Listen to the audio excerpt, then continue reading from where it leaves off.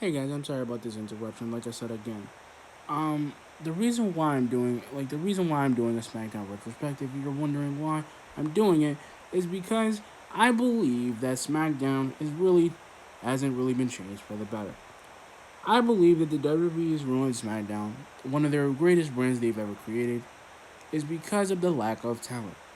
Why I say this is because nowadays in this new year, because of the women's revolution and the women's division isn't really a great division anyway.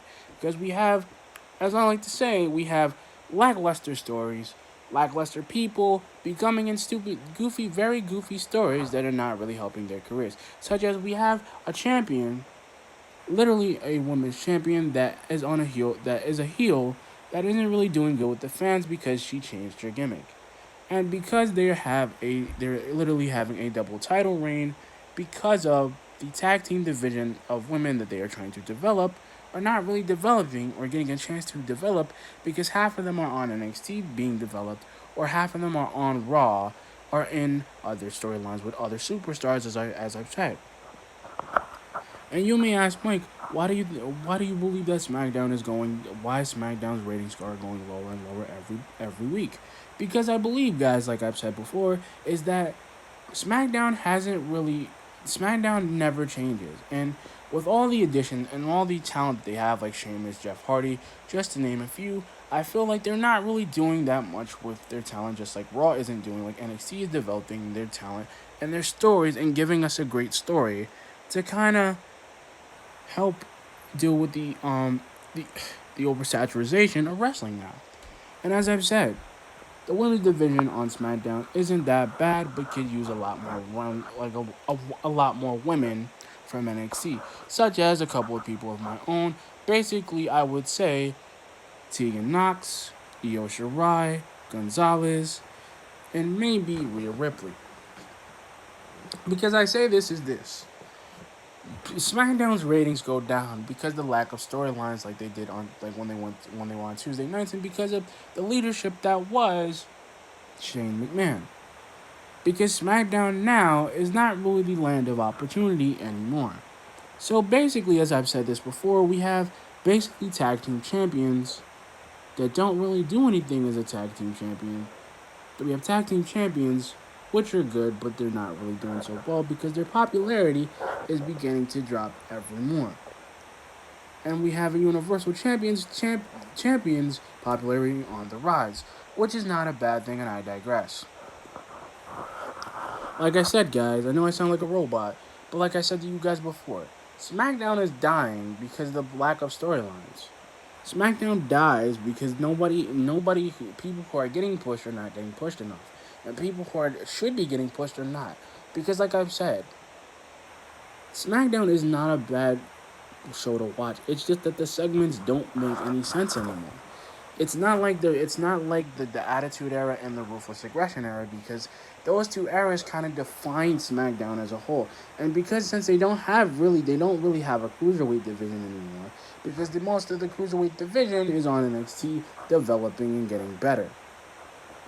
And you see this. You see, we don't really have a title, which is really kind of sad.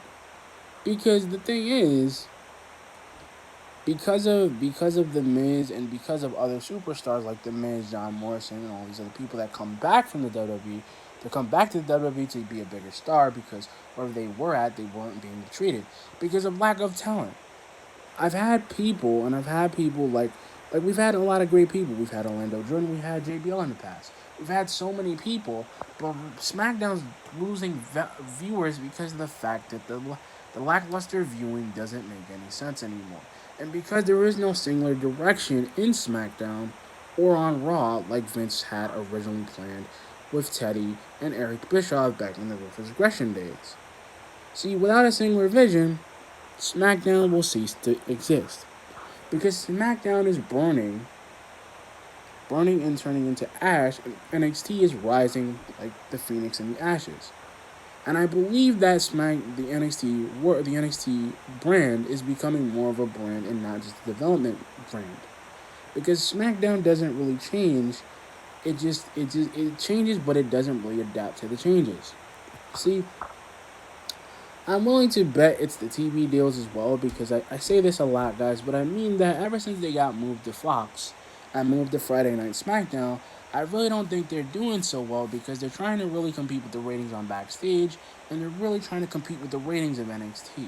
And because they don't really have a showcase to kind of show the people's, like, they don't really have a showcase to give somebody a champion because we pretty much have, like, we have superstars that are all that have won every title. But when you have those superstars, their popularity kind of drops because they're trying to be a heel or they're trying to be a face and they're dropping. And I believe that SmackDown is losing viewers or losing because of the fact that I feel that SmackDown hasn't really changed at all. I feel like SmackDown is still almost 10 years or 15 years backwards instead of 15 years forwards. And you guys are probably going to ask me, what do I feel about the women's division? I'm going to tell you. I feel like Lacey Evans could be a champion, but she'll never become champion because Bayley will always be pushed to become champion or retain her belt. She'll never really lose against anybody. So pretty much if they really want to do something to kind of make a division, they kind of need to do Shayna Baszler and bring her SmackDown and let her be on SmackDown and let her be dominant over there. That's how I feel about that. And I really feel that Bayley and Sasha Banks should be broken up, or if they're gonna have her defend the titles, they should let her defend the titles on Raw, so that way she can be on Raw, and that way Shayna can have the women's title and face Becky, to face because of the fact we don't have a lot of challenges for people. See, as I've said before, and I don't usually get to say this, I don't really get to make videos of this before because everybody else has done it. But the reason I say that SmackDown is losing because they try to make so many champions in 1 year. And because that's the problem. When you make champions and popularity kind of drops, there's your problem. You don't have an opportunity to make a champion or to build a champion because there's no way to really build them except for doing one or two things. One or two things meaning that they're going to change the world. One or two things meaning that they're going to do another thing. One or two things could be that because we don't really have a singular vision like in WCW back in the mid-90s, that's why they don't exist or not anymore because the fact is because they didn't really have a singular vision. They had Ted Turner and they had his money. Because then I look at it like this. If WCW had a Vince McMahon or a singular vision like Vince, unlike Vince Russo, because Vince Russo wasn't really a bad guy. I think it was because of the fact that they had money and the oversaturation of the guys in the 80s from the guys like Macho Man and Hulk Hogan and Eugene Okerlund and all these other people that they brought in didn't really make any sense. SmackDown has no singular vision because there is no general manager. And because when you have no general manager, you're pretty much treated as a joke. See, that's the thing. When you have no singular vision, your superstars don't gain any favor, they don't gain any fans, and it's not really about the popularity, it's about the brand popularity. So when people flock over NXT, there's more development because William Regal is there to kind of develop the matches the way he sees fit. And like I've said before, guys, like I said before, SmackDown has changed. It has changed since the Attitude Era. It's changed since every era we've had. And I feel even though when the new era came and left because it was for Shane McMahon to bring it in. And because since Shane is gone, or not coming back as they say, they don't really know what to do with SmackDown. Because SmackDown isn't really doing what they're supposed to do. Neither is Raw. Because there is no singular vision on Raw or SmackDown. There's literally just creative and a team of writers to come up with the storyline or to change or have creative control of the storyline, which they're not doing. See, that is sad. Because we don't know what they want to do. We just know that they're going to keep producing episode after episode to see if they can get their brand to work. Because the reason why it's so boring or it's so bland is because there is no singular vision. There is no singular vision. There is no Vince. There is nobody taking the option because you have a bunch of talent that could do the stuff that they do, but they will never become champion or recognize themselves as champions because they cannot be a double champion in the world of WWE. There can only be one. NXT kind of breaks that rule because they're a whole different ballgame. Because there is no Wade Barrett, there is no Sami Zayn, there isn't Justin Gabriel, there isn't a lot of people who disappeared. Even Heath Slater, Rhino, and a couple of others.